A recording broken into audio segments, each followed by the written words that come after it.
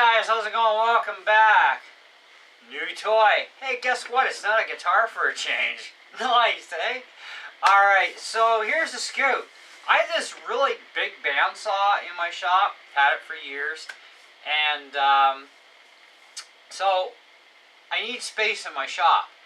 But at the same time, I don't need massive sized tools anymore that are also a pain in the neck. And they weigh like a ton. So I sold my big bandsaw, and I'm still trying to sell my big drill press because I want to downsize to a smaller one. And but anyway, so I went to Canadian Tire after I sold my big one yesterday, and got this 9-inch, and thought we'd unbox it for you guys and see what actually comes with it, because pictures can sometimes be deceiving. Because I've seen it where, you know, you buy a bandsaw and it shows a nice pretty picture of all the crap, and it's like, turns out you gotta buy that stuff extra, you know. And of course the website's not the clearest either. Now I did do a little bit of looking around, and oh yes, I did get a spare blade as well. That's a must, by the way, because I consider a bandsaw or anything that comes with a blade to be a lot like guitars. The strings always suck. In this case, it'd be the blades might suck, so better to be prepped. So we've got a little packet there with a manual and stuff. And oh yeah, looks like we're gonna have to put this sucker on its side and pull her out. Okay, for this I think I'm gonna need some help, so I'll get my wife at the back end of the box and we'll make this sucker.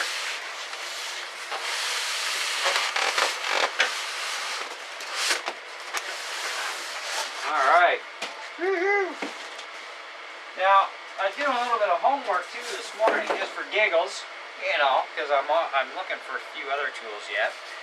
And I noticed on Home Depot's website, their Ryobi looks very similar to this thing.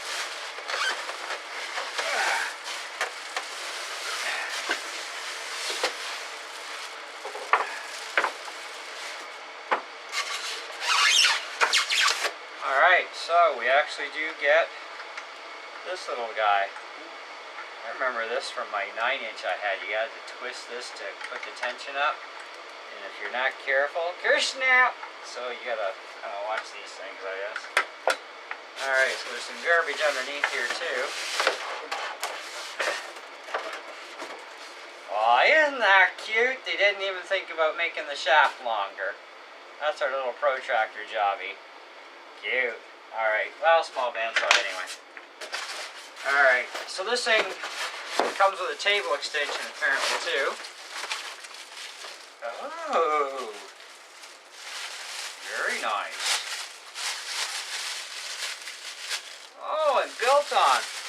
See, this is where the deceiving part comes in. If you, I don't know about your Canadian Tire, but my Canadian Tire, the one they had up on the shelf, wow, didn't even have as nice of a table. That even has a ruler on it.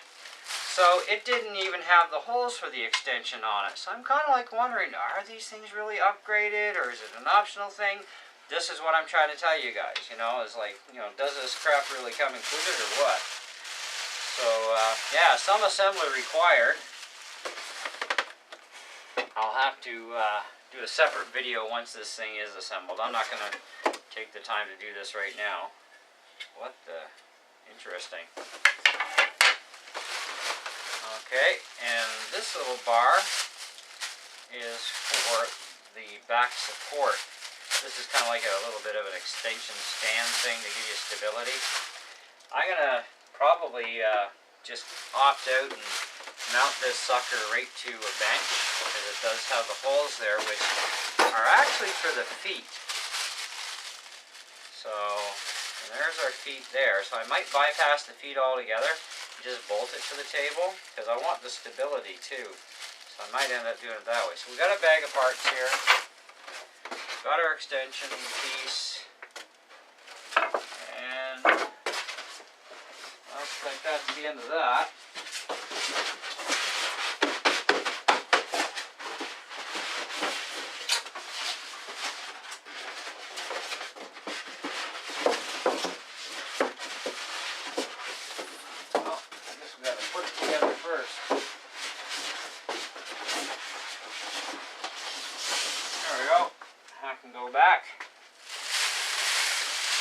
Alright.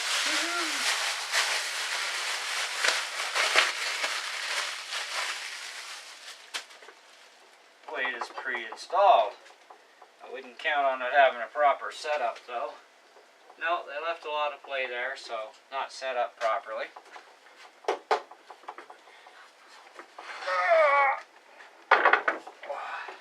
Does have a bit of weight. It has a 2.5 amp motor. Does it say the horsepower?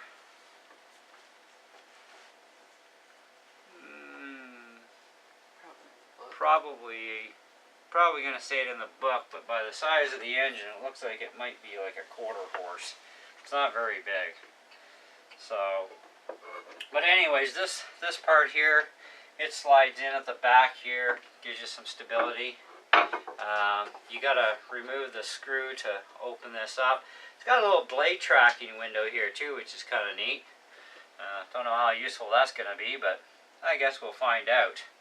So anyways, now I would like to point out though, something that does kind of annoy me a little bit, that I'm a little concerned about. When I had my first 9-inch, I think it was a Delta. Yeah, it was a Delta, pretty sure. Anyways, it was metal for the foot here, eh? This one, it's plastic. I mean, it's pretty solid, but that's the only thing that really concerns me about this thing at all, as far as, you know, build-wise goes. But, you know, at least this thing does rotate, and it's got a locking knob on the back, so you got to undo the locking knob and then rotate it to the height. It has about a 3 1/8, I think it is, cutting height, and 9-inch depth, of course. So, but it looks all right, and it's not overly big. You know, it's gonna fit the bill for me just fine as far as size and everything goes. The table seems pretty solid, and is this? Yeah, that's aluminum. Yeah, so that's aluminum, so that's all right. At least it's got some good points to her here as far as quality build goes. And yeah, it looks like we just undo these and pull the table out. Extends your work area, eh? Which is kind of nice. I like that. So this will all slide in like that. And yeah, how the heck does that stay in place? That must be, oh, okay, I see. There's a couple screws that go in the back here. Ah, we'll figure it out. Instructions. Must read in this case. Yeah. So, but anyways, this was on sale for $150. The blade was like $20. You know, no big deal there. So for $150, I think it's definitely worthwhile. It's less than I paid for my very first bandsaw I ever bought myself, and that thing lasted for years. So one thing I'm more than likely going to do though is, if this thing does turn out to be pretty good, is I'm going to buy extra bearings and little other parts ahead of time that I know can wear, including an extra one of these tracker feed units for the height. I'll buy an extra one of those, but it does come with a 3-year warranty too. You know, not all Mastercraft tools are lifetime, you know, so read the box, you know, ahead of time. Go, oh, okay, I got 3 years, I got 2 years, you know, oh, it's guaranteed forever type of thing, right? This is one of those ones. It's 3 years, which is fine. Now, I will caution you on this. When you read reviews on the Canadian Tire website, please take them with a grain of salt. There are a lot of morons up there that don't know a darn thing about bandsaws and how to set them up. And this has happened, and I've read reviews, and guys are saying it won't cut straight and this and that, no matter what they did. Well, the thing is with a bandsaw, it's a pretty precision instrument as far as setups go. And I've got a lot of experience with bandsaws over the years, and I can tell you, if you are out of your setup by even a little minuscule, don't expect it to cut straight. You know, it's a little bit of finicking around.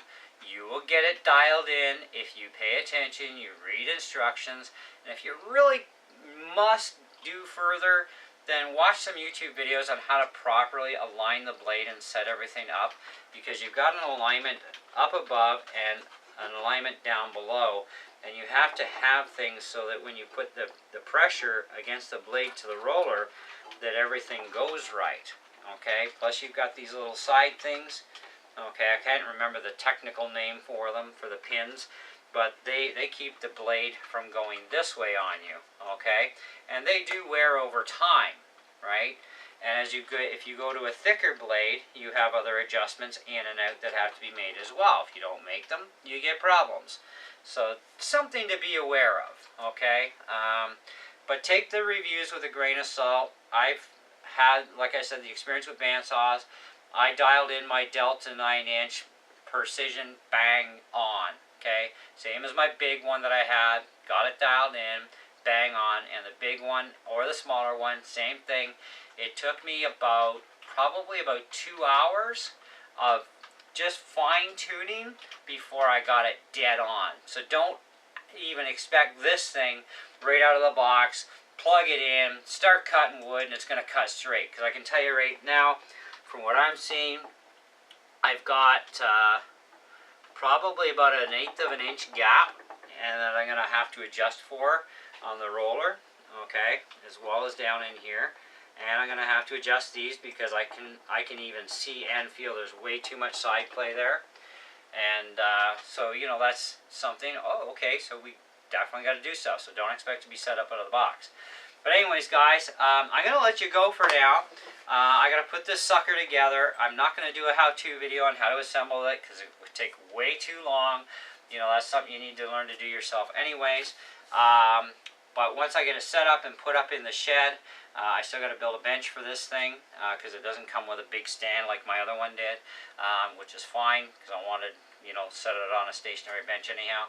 Once it's all set up and running and all dialed in, then we'll give it a run for you guys, and it's probably, well, for you guys it'll be the first run. For me, probably about the 4th or 5th by the time I get everything dialed in right. But anyways, thanks for watching. I hope you enjoyed the video. And stay tuned for some more tool stuff, because there's still a few more tools that I'm going to be buying this year that I need for my shop, and so I can get productive on a bunch of projects I have in mind. So in the meantime, catch you later.